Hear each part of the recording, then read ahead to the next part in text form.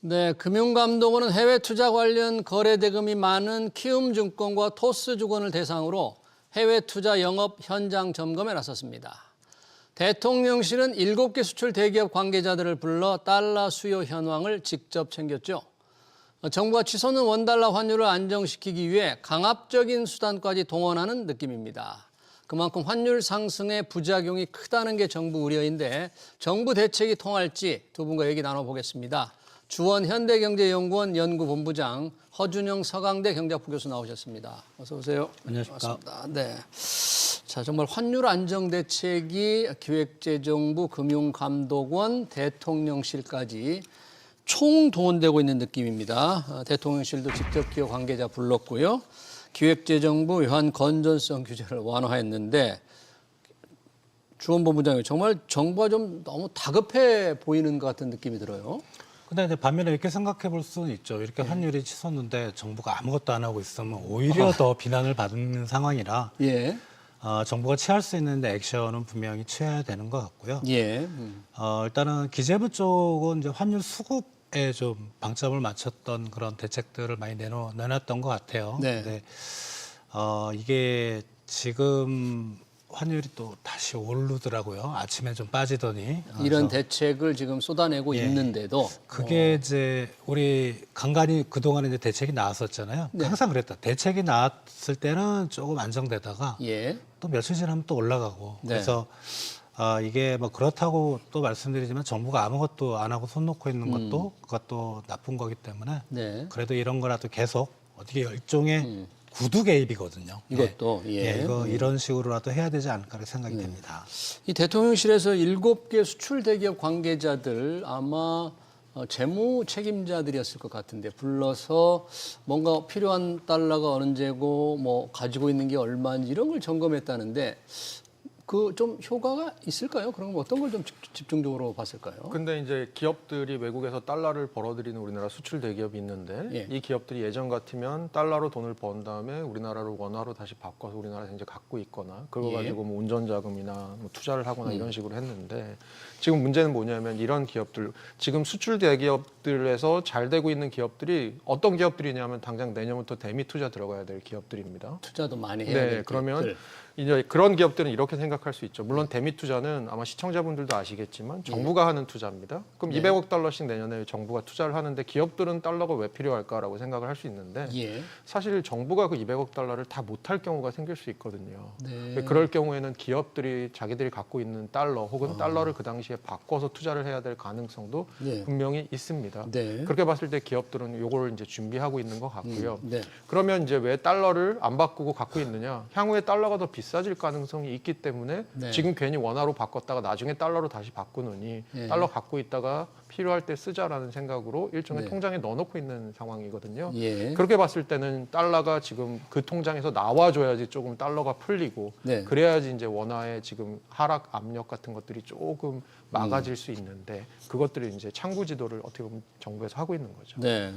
오늘 지금 한국은행도 임시 금통위를 했습니다. 임시 금통위라는 게 긴급하게 시장에 어떤 큰 변화가 우려될 때 또는 충격이 예상될 때 하는 거잖아요. 네. 금리도 아니고 이제 외환 시장 가지고 하는 것도 조금 보기 드문 일입니다. 이게 한국은행 임시 금통위. 예, 저도 외환시장 환율 때문에 금통위 하는 거는 좀 처음 본 것 같아요. 예.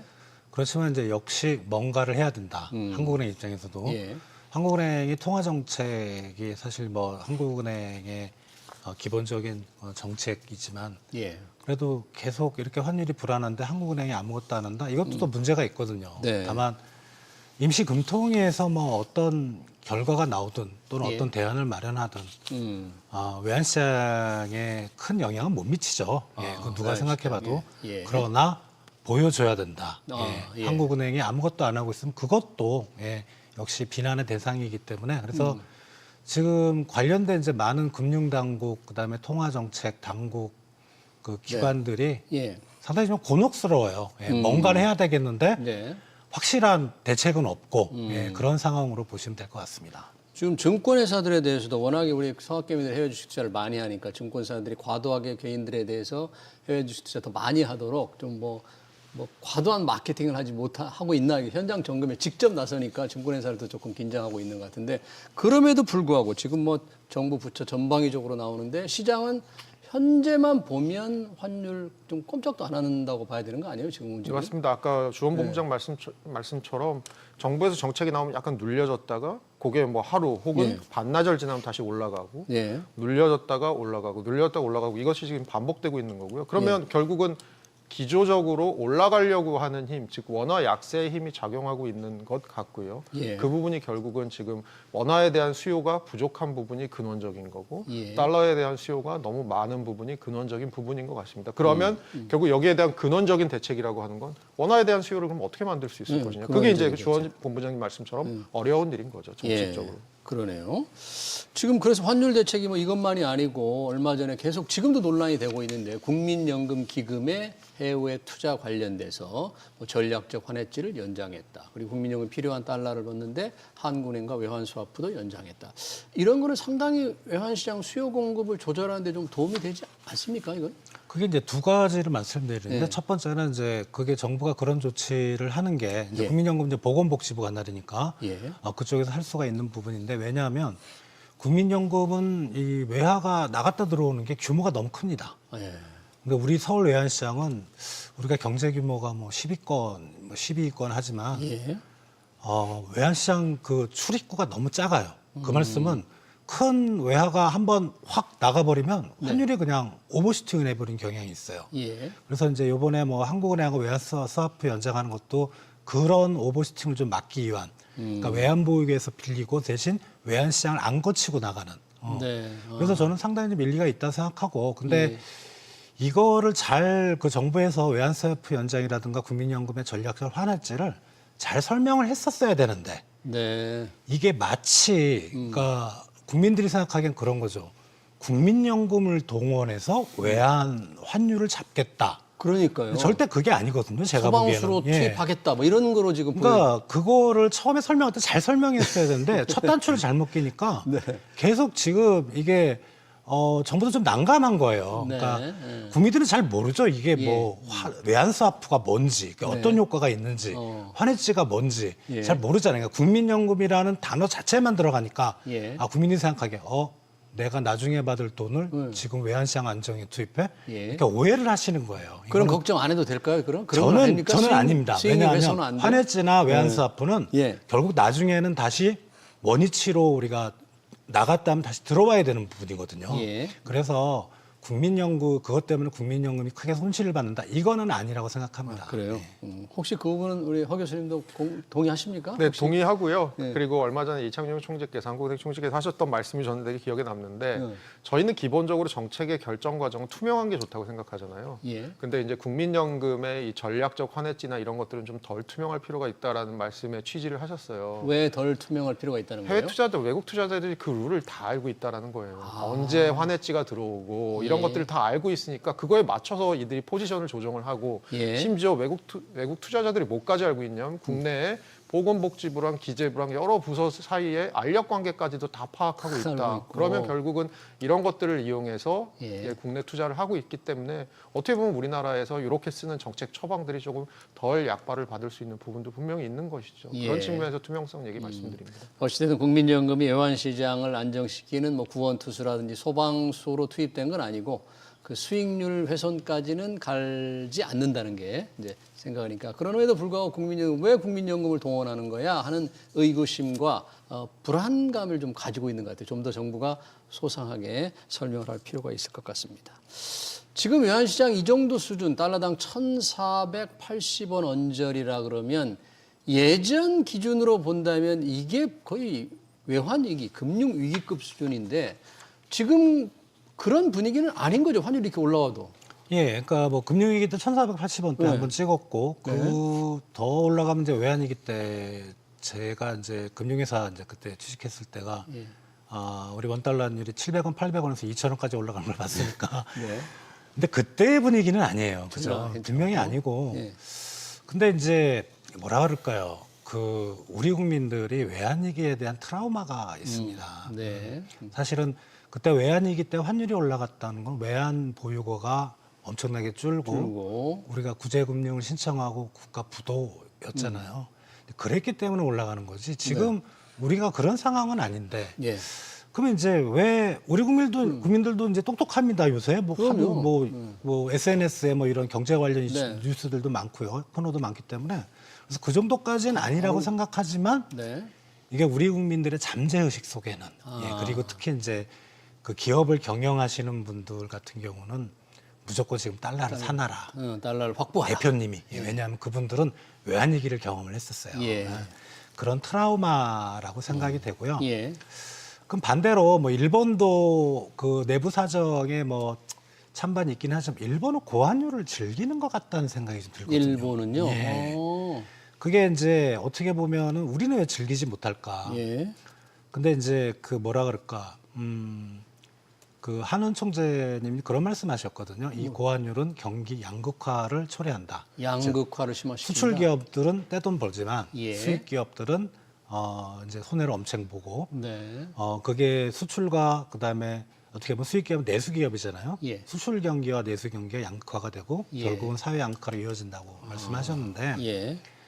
그거는 좀 너무 나간 얘기인 것 같고요. 아, 그래요? 예. 그 정도까지는 아니다 예, 이거죠. 그래서 그 위기감이라는 게 사실 이제 환율 때문에 요새 주유소 가면 갑자기 기름값이 엄청 뛰었잖아요. 네, 국제 원유값 떨어지는데 실제 휘발유값 안 그렇죠. 나라잖아요. 그리고 이제 네. 그 주부님들이 장에 가면 우리 식료품이 대부분 수입이라 그죠? 네. 환율 효과를 많이 보기 때문에 그런 물가 불안 음. 이런 현상들까지 여러모로 겹치다 보니까 좀 심리적으로 네. 상당히 우리 국민들이 좀 불안해하는 게 아닌가 그런 생각을 좀 해봅니다. 외환 위기의 트라우마에다가 여러 가지 이제 물가 또는 이 양극화. 특히 물가 하니까 물가가 올라가면 피해를 보는 건 정말 양극화. 이 취약계층들이 더 피해를 보니까 이 환율 수준으로는 감당할 수 없다. 우리 정부가 지금 그 정도 생각하는 거죠 지금. 네, 맞습니다. 올 여름에 사실 물가 상승률 자체는 2%대 미만으로 떨어졌었다가요. 예.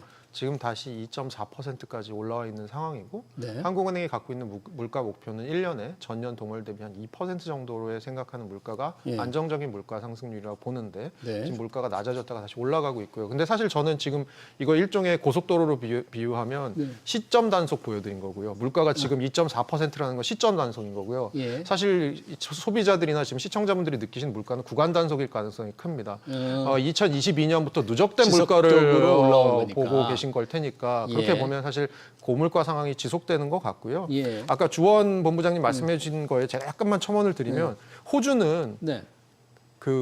자기 나라 통화 호주 달러가 약세면 쾌재를 부른답니다. 호주 달러가 약세면 왜 쾌재를 그런가요? 부른다. 왜 그러냐면 자기들이 팔고 있는 철광석이나 알루미늄 가격이 상대적으로 싸지면서 국제 경쟁력이 생기는 거예요. 싸게 팔 수 있으니까. 예, 싸게 팔 수 있으니까. 네. 그러면 호주가 왜 그렇게 자기들의 통화가 약해지는 걸 좋아할까? 혹은 그거에 두려워하지 않을까? 제가 보면 뒷면에 아주 단단한 호주 달러가 어떻게 보면 국제 통화이기도 하지만 예. 아주 많은 외환 보유고나 여러 가지 안전 장치들이 있는 거예요. 우리 IMF 때랑 비교해 보면 지금은 사실은 외환 보유고가 몇십 배 많고 우리나라가 그 당시에 이제까지 쌓아오는 대외 순자산이 많기 때문에 사실 급성처럼 IMF처럼 급성 질환에 걸려서 우리가 뭐 외환 위기가 발생할 가능성은 낮지만 예. 지금 저희가 얘기 나누고 있는 것처럼 자산 격차가 생길 수도 있고 예를 들어서 예. 부동산은 인플레이션 해지의 기능을 하는데 네. 이렇게 환율 쪽으로 시작해서 또 인플레이션이 생기기 아, 시작하면 예. 결국 부동산을 가진 분들과 그렇지 못한 분들 사이에 또 자산 격차 네. 아니면 상대적으로 소비 바구니를 먹는 거에 많이 쓰시는 저소득 계층과 그렇지 않은 계층의 격차 네. 이런 것들이 발생할 수 있는 부분이 있는 거죠. 네, 그런 여러 가지 그 우려와 부작용 때문에 결국은 지금 달러당 1,480원 언저리는 정부도 감내하기 어려워서 뭔가 좀 더 낮아지도록 더 오르지 않도록 상승 압력을 다양한 방법으로 좀 빼기 위해서 금융회사들도 압박하고 외환 건전성 규제도 풀고 국민은행도 조금 눈치를 주고 하지만 이것도 역시 달러를 필요로 한 수요 공급 문제일 텐데 그중에 중요한 게 우리 서학개미들 해외 주식 투자 많이 하고 또 그 반대에서 외국 투자들이 우리 주식을 많이 사면 그 달러 수요가 조정이 될 텐데 지금 외국인과 우리 서학개미들의 이 투자 동향을 보면 이 달러 안정되는 게 아니라 더 환율이 올라갈 압력만 있는 거 아닙니까? 그러니까 서학개미들이 외국에 많이 투자했으니까 많이 달러가 나가는 예. 거고 외국인들이 최근에 이제 주식시장에서 순매도를 했기 때문에 예. 역시 이제 팔고 나서 달러가 나간다 이렇게 생각들을 하시기가 되게 예. 쉽죠. 예. 그렇게 생각하죠. 첫 번째 서학개미들이 외국에 투자한 거 예. 미장이라 그러죠. 미국 증시에 투자한 거 요새 갑자기 투자한 건 아니거든요. 한번 생각을 그렇긴 해보시죠. 하죠. 그죠? 예. 오히려 요즘은 좀 줄지도 몰라요. 조금. 좀 몇 달 전에 이렇게. 투자했고 뭐 1년 전에 투자했고 지금 그렇죠. 수익률이 어마어마할 겁니다. 엔비디아만 들어갔어도. 그죠? 그게 달러의 지금 수급 요인에 영향을 준다? 이건 아닙니다. 예, 그죠? 생각해보면. 그리고 두 번째, 외국인들이 국내 주식 순매도를 했다. 예. 그래서 그 자금이 다 빠져나갔다. 그러면 어디 계정에 우리가 어떤 그 지표를 보면 그게 빠져나간지를 알 수 있냐면 예. 외환 보유고에 조금이라도 스크래치가 가야 됩니다. 외환 보유액에? 예. 좀 당연하지 줄어야 않겠습니까? 돼? 또 달러가 빠져나가는데 지금 근데 올해 5월 이후로 네. 이게 11월까지 외환 보유고 통계가 나왔지만 네. 감소했던 적이 한 번도 없어요. 네. 평균 매달 한 30에서 40억 달러씩 월로 증가하는 겁니다. 즉 그 말은 뭐냐면 외국인들이 우리 증시에서 순매도, 매도를 많이 했던 그 자금이 일부 미국으로 갔겠지만 네. 매도를 했다는 것 자체가 바로 달러가 미국으로 흘러갔다는 건 아닌 거죠. 그냥 가지고 있을 수도 있고, 예. 아니면 다른 어떤 투자 자산으로 옮겨갔을 수도 있고, 뭐 채권 같은 거 그렇게 그렇죠. 안 팔았을 수도 있어요. 뭐 대기 자금일 수도 있거든요. 예. 뭐 장이 좀 빠지길 기다렸다. 그래서 이 주식 시장에서의 어떤 우리 서학개미나 외국인의 투자 동향 이게 그런 소식들이 네. 외환 시장에 그냥 뉴스로서 영향을 줄 수 있지만 예. 수급 요인에 영향을 미쳤던 건 아니다. 저는 그렇게 생각을 합니다. 그러면 이 외환 수요 공급 결국은 가격이 이제 수요 공급에 따라서 결정될 텐데 아까 원화를 얼마나 필요로 하느냐, 달러를 얼마나 필요로 하느냐. 올해는 뭐 이런 식으로 해서 넘어간다고 치더라도 내년 한 해 환율이 과연 어떻게 될까? 기업인들, 해외에 유학을 보낸 자녀를 둔 부모님들 상당히 걱정이 많은데요. 어떤 변수들이 있을까요? 내년에 이 원달러 환율에 영향을 줄 변수들. 그거를 알아보기 위해서는 지금 왜 원화가 약세인지를 좀 볼 필요가 지금 있는 왜, 거죠. 왜 네, 환율이 첫 번째로는 오르냐. 지금 말씀해 주신 대로 구조적인 수요가 있는데요. 예. 달러에 대한 구조적인 수요 말씀을 드리면 저는 이 말씀을 좀 드리고 싶습니다. 네. 저희 원달러 환율을 연별로 평균을 한번 내보면요. 예. 글로벌 금융위기가 있었던 다음 해가 1,276원입니다.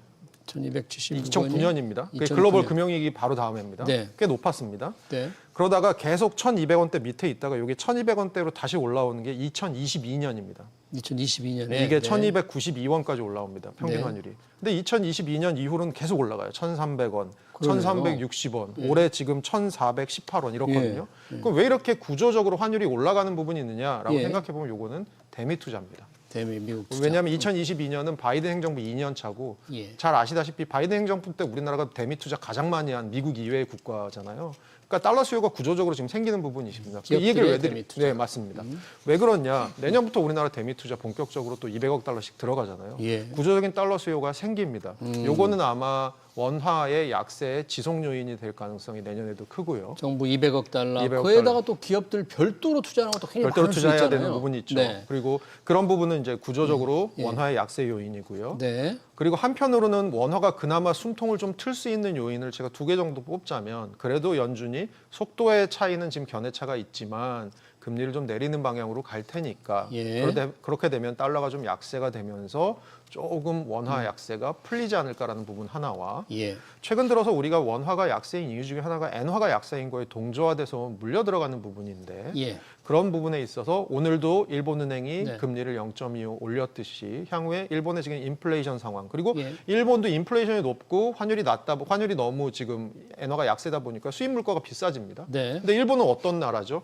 인구의 아주 많은 부분이 연금 생활자인 그런 나라입니다. 사실은 물가 상승에 취약할 수밖에 없거든요. 네. 그렇게 봤을 때는 일본은행이 향후에 금리 인상을 점진적으로 한다고 한다면 엔화의 약세가 구조적으로 좀 시정이 되면서 네. 원화의 약세 같이 물려가던 부분도 조금 풀어질 것이다. 이렇게 보면 네. 원화가 좀 풀릴 수 있는 부분 한 2가지 있고요. 네. 조금 작은 이벤트 하나 더 말씀드리면 우리 예. 긍정적인 얘기부터 드려야 될 것 같아요. 작은 이벤트는 내년 4월에 우리나라가 이제 세계 국채지수 WGBI라고 하는 거에 들어갑니다. 아, 이렇게 세계 되면 국채지수. 네, 그러면 이제 자금들이 선진국 자금들이 들어오게 되고 예. 들어오면 좀 더 오래 머무르게 되고 이런 네. 일들이 벌어지다 보면 좀 나아지지 않을까라는 부분까지인데요. 예. 그럼에도 불구하고 제가 아까 말씀드린 것처럼 개인 투자자들, 연기금, 거기다가 기업들과 정부의 대미 투자가 지금 약정된 부분이 있기 때문에 이런 것들은 구조적으로 이제 원화가 아주 강해지긴 힘든 구조를 만들 것 같고요. 네. 제가 오기 전에 이제 주원 본부장님 오신다고 그래서 현대에서 얼마 찍었나 보니까 내년 말에 한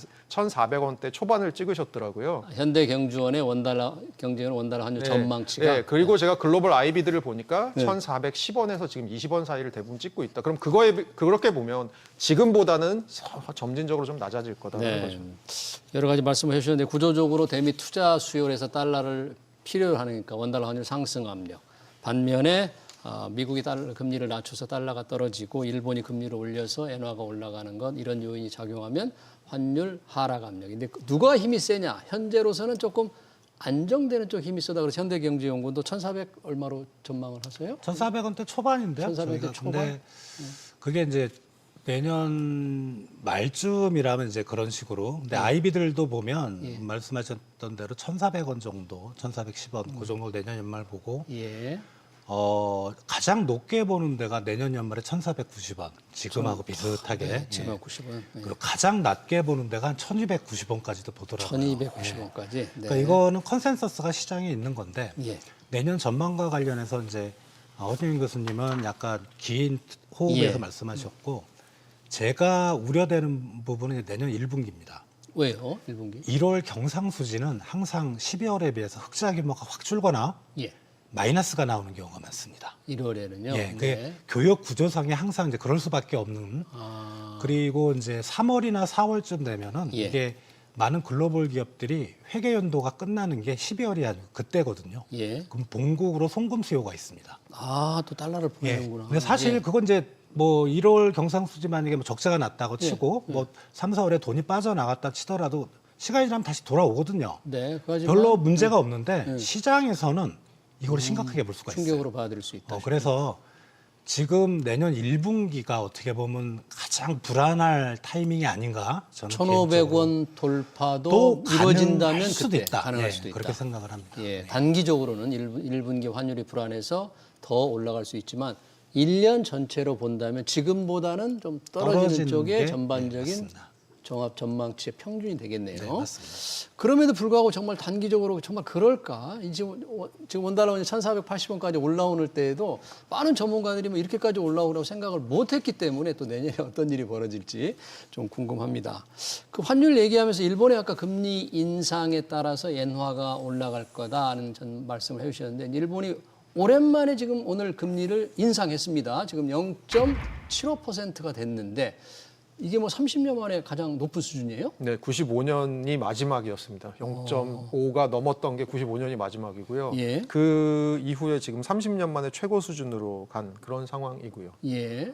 이게 일본이 그렇게 물가를 우려할 정도 지금 국가가 걱정을 할 정도 물가 수준입니까? 그래서 이렇게 금리를 올려야 되나요? 지금 2%대 후반의 물가 상승률이 몇 달째 지속되고 있는 상황이고요. 예. 그리고 아까 말씀드린 것처럼 엔화는 달러 대비 굉장히 약한 상황이고요. 예. 거기다가 시장에 얼마 전에 다카이치 사나이 총리가 들어오고 아베노믹스와 비슷한 예. 돈을 엔화를 또 푸는 정책을 한다고 하니까 시장에서는 엔화의 추가적인 약세에다가 베팅을 하기도 했었고요. 이렇게 네. 보면 일본도 사실 우리처럼 수입 물가 걱정을 할 수밖에 없고 네. 수입 물가가 밀어 올려지면서 또 물가 전반적으로 지금 밀어 올려지는 부분이 분명히 있는 것 같고요. 네. 그런 것들에 대해서 일본은행이 하는 얘기는 다음과 같습니다. 네.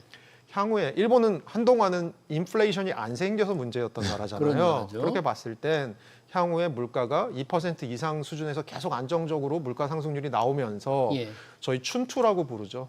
봄에 임금 협상 보면서 임금이 충분히 올라가는 것을 확인하면 네. 향후에 점진적으로 금리를 더 올릴 수도 있다라는 얘기를 하고 있고요. 내년에도 한두 차례 더 올라갈 수도 올릴 있다. 수 있고 올릴 그래서 수도 지금 있다. 글로벌 기관들에서 나오는 예. 전망치는 아마 내년 말이 되면 일본 금리가 1% 혹은 그것보다 조금 더 높은 수준으로 가 있지 않을까라고 지금 보고 있는 지금 앵커께서 말씀해 주신 대로 한 2번 정도의 추가 인상 소요가 있지 않을까라고 보고 있습니다. 지금 주원 본부장님께는 이제 외환 시장에서 늘 일본이 이렇게 금리를 올리면 그동안 싼 엔화를 빌려다가 해외 높은 수익의 자산에 샀던 엔캐리 트레이드가 이제 거꾸로 청산이 되면서 이 시장에 좀 충격을 주지 않는 이런 우려도 좀 있던데 지금은 좀 다릅니까? 그런 걱정? 왜냐하면 이제 그런 조짐이 나타나는 그게 이제 엔캐리 트레이드 청산 이슈였던 게 아마 작년 7월이었나요? 작년에 예. 그랬습니다. 네. 예상을 깨고 그 일본이 금리 올렸더니 막 뭐 미국부터 해서 예. 주식시장이 블랙 먼데이였죠. 예. 증시 월요일에 충격을 쓴 받았죠. 네. 그러려면 이제 그 엔달러 환율의 변동이 지금 나와야 되는데 예. 이번에 올린다고 계속 한 1, 2주 전부터 계속 경고가 예고를 들어가고 했으니까. 예고가 들어갔는데도 오히려 변하지 않아요. 예. 아, 그래요? 그렇다면 요번에 금리 인상으로는 엔캐리 트레이드 청산까지는 아닐 것 같다. 네. 다만 이제 교수님이 말씀하신 대로 이게 중립금리라고 그러죠. 예. 그것까지 가려면 몇 번을 더 올려야 되거든 내년에. 예. 그런 과정에서 한 번쯤은 좀 나올 수도 있겠다라는 거지만 지금 엔달러 환율만 딱 놓고 봐서는 엔캐리 트레이드 청산은 요번에는 아닌 것 같다라는 생각이 듭니다. 아, 그래요. 시장의 충격은 크게 걱정을 안 해도 좋을 것 같은데 일본은 금리를 올렸습니다만 지금 또 하나 우리가 투자자들이 가장 궁금해하는 게 미 연준의 1월 금리 인하 여부입니다. 과연 내릴까 안 내릴까? 물가 수준이 도대체 어느 정도로 지금 연준은 평가할까? 11월 달 물가 지표도 나왔던데 어떻게 보고 있나요? 지금 시장에서? 그 미국도 지금 물가 상승률이 뭐 CPI 기준으로 보면 한 2.8에서 3% 정도, 2%대 후반 물가가 지금 나오고 있고요. 예. 근데 요거를 이제 물이 절반이나 남았냐, 절반밖에 안 남았냐의 시각 차이가 있는 것 같아요. 네. 관세로 인한 인플레이션을 걱정했는데 그거에 비해서는 인플레이션이 그렇게 높지 않다라는 생각을 하는 것 같기도 하고요. 네. 예, 한편으로는 그렇기 때문에 인플레이션에 대한 걱정은 조금 뒤로 미뤄두고 오히려 지금은 서서히 둔화하고 있는 미국의 노동시장에 좀 집중해야 되는 거 아니냐. 그래서 당분간은 좀 금리가 인하하는 모드로 가야 되는 거 아니냐라고 전반적으로 생각한 것 같고요. 네. 이번 12월에 FOMC에서 결과적으로 연준의 2인자라고 불리는 그 굉장히 신망받고 있는 존 윌리엄스 뉴욕 연은 총재가 예. 그 금리 인하에 대해서 이제 불을 좀 지피면서 금리 인하가 실제로 시장에서 굉장히 자연스럽게 받아들여졌는데 네. 12월에 나온 연준의 점도표상으로 보면 내년에 한 번 정도 인하가 있을 것 같다라고 하고 한 번. 네, 한 번이요. 그리고 지금 시장에서는 내년에 한 2번 정도 인하가 있지 않을까. 그래서 3.25 정도 상단 기준으로 가지 않을까라고 보고 있는 것 같습니다. 네. 그렇게 봤을 때는 내년 5월에 이제 파월 의장 임기고 그리고 파월 의장은 지금 계속해서 데이터 들어오는 거 보면서 판단하겠다고 하니까 제가 보기엔 뭐 파월 의장 임기 말이나 아니면 임기 이후에 한두 번 정도의 금리 인하 추가적으로 있지 않을까 정도 보고 있습니다. 내년 1월에는 유지가 될 것 같아요. 1월은 한번 쉬어갈 것 같습니다. 네. 우리도 하는 금통위가 1월 중순에 있죠. 우리도 금리를 좀 어떻게 할까요? 좀 낮출 수 있을까요? 낮춰야 될까요? 아, 저번에 한은 총재님께서 말씀하셨던 이제는 통화정책 방향을 전환해야 될 타임이다. 이것 때문에 난리가 났던 적인데. 그러니까요. 뭐 채권 시장이 아주 충격을 받았다면서요. 이 시장의 어떤 그 서베이, 그러니까 설문조사, 그런 서베이를 보면 내년 3분기까지는 지금 금리 수준을 동결할 거라는 시각이 우세해요. 내년 3분기까지요. 예. 그리고 일부에서는 4분기에 한 번 정도 떨어뜨릴 거라는 시각도 있긴 하지만 예. 그게 계속 가다가 27년에는 상승 기조로 돌아선다. 그러면 27년에 그런 전망에 기조한다면 저도 같은 생각이지만 예. 한은의 금리 인하 사이클은 끝났다라고 생각이 듭니다. 네. 이 채권 투자자들이 상당히 시사하는 바가 좀 있겠네요. 이게. 금리를 동결을 이제 상당히 지속을 해야 되거든요. 올리기 예, 전에. 예. 그럴 때 시장 금리가 먼저 올라갑니다. 시장 금리가. 예, 그래서 채권 시장이 상당히 좀 크게 영향을 받을 걸로 생각이 됩니다. 네, 알겠습니다. 최근 급등하는 원달러 환율 전망과 향후 대책까지 잘 들어봤습니다. 지금까지 주원 현대경제연구원 연구본부장 허준영 서강대 경제학부 교수였습니다. 두 분 고맙습니다.